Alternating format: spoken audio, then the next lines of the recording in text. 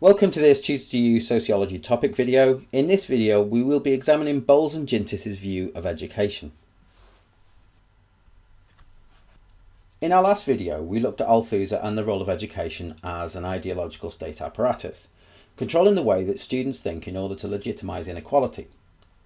Another Marxist approach that suggests that the education system serves a function for the ruling classes is put forward by Bowles and Gintos in the 1970s. They suggested that the long shadow of work was cast over the education system, and the primary function of education was to reproduce the workforce by preparing the next generation of workers for their roles in capitalist society. Bowles and Gintos argued that this was not done explicitly through the formal curriculum, subjects like maths, English, history and so on, but rather through the hidden curriculum, the knowledge and skills that are taught implicitly in schools. Again, this shows an agreement between functionalist and Marxist ideas, but with a difference in motivation. Whilst functionalists think the hidden curriculum serves the needs of developing a value consensus, Bowles and Gintos believe that the hidden curriculum helps indoctrinate students into the world of work. How do schools do this? According to Bowles and Gintos, school closely corresponds with the workplace, with many functions of employment being mirrored in the school setting through what Bowles and Gintos referred to as the correspondence principle. For example, both schools and workplaces have set policies on punctuality with consequences for those that do not conform. Furthermore, schools and workplaces offer rewards and sanctions for desirable and undesirable behaviour. Rewards in schools, such as being given extra responsibilities like being a prefect, mirror promotion in the workplace. Likewise, disruptive behaviour results in detentions in school or disciplinary action in the workplace. In both school and work, students have extrinsic rather than intrinsic motivations for completing work to a good standard. In school, this is grades. In work, this is wages. Students and workers are both divided from their colleagues by classes in school and departments in work. The presence of hierarchies is another commonality. Student, teacher, head teacher mimics the hierarchy of worker, supervisor, manager, and privileges and statuses are granted in both school and work for those who exceed the expectations of conformity. Bowles and Gintos, like Althusser, also suggested that school legitimizes inequality.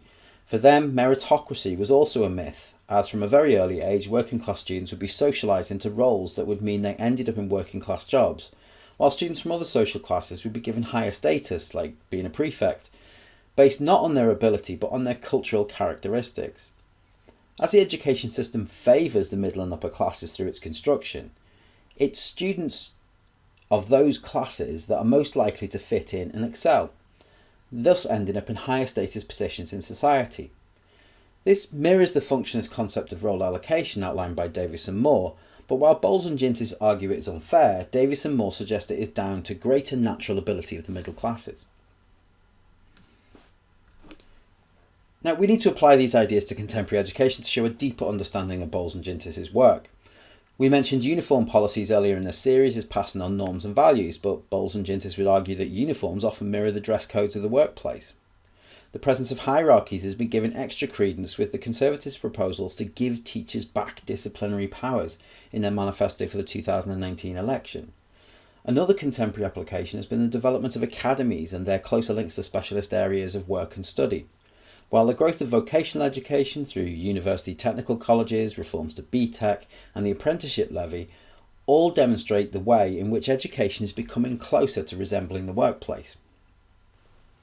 Of course, Marxist ideas are inevitably criticised by functionalists. While Bowles and Gintos suggest education serves to create a new workforce, functionalists will argue the benefits are more wide-ranging for society.